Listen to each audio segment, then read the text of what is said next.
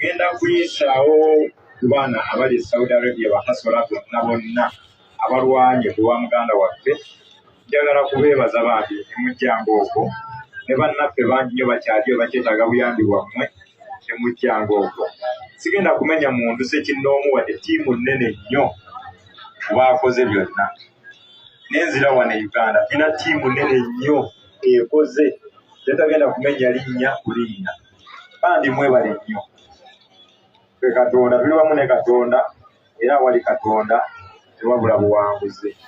Nze nga Mr. Fax ngenda kwebaza ab'amawulire abagezaako okujja like Twitness biki ebigenda mu maaso ku famire ya Kapeesa sayidi zombi.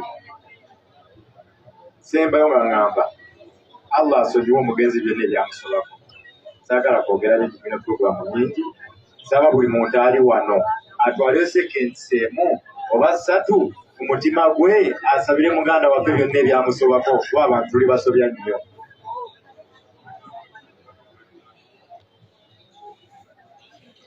Ebyange salamu alaikum warahmatullahi wabarakatuh. Alaikum assalamu warahmatullahi wabarakatuh. Tuyanza nnyo mwami Facts and Truth. Basaba Katonda asonyiwe buli alina. Guys, I'm sorry, Tomodi abadde ekitali kituufu. Abadde ngamba mulagire wali Tomodi abadde just sorry for that. Okumanyika mu mbeera eno. Sorry, Tomodi abadde ngwera sorry. Asobola okusingira ddala ttiimu ye Doha. Damani. Cameraman, kati nze cameraman ya moment. Dubai, Raja, bigambo bino byalowala ku bizibu, Jeddah, ne TikTok family yonna.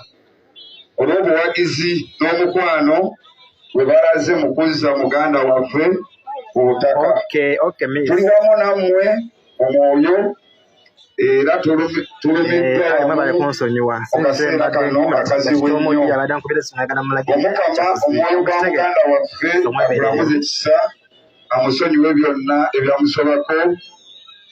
Wumula Mirembe Kyobe ow'ekitiibwa omukama asonyiwe byonna ebyakusobako.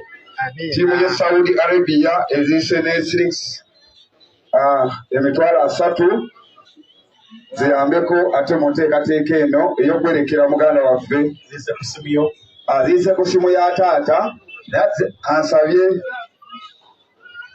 wano ziri 300,000. There's a mistake. This is 300,000. Koma yandibadde wano naye ziri milioni 3.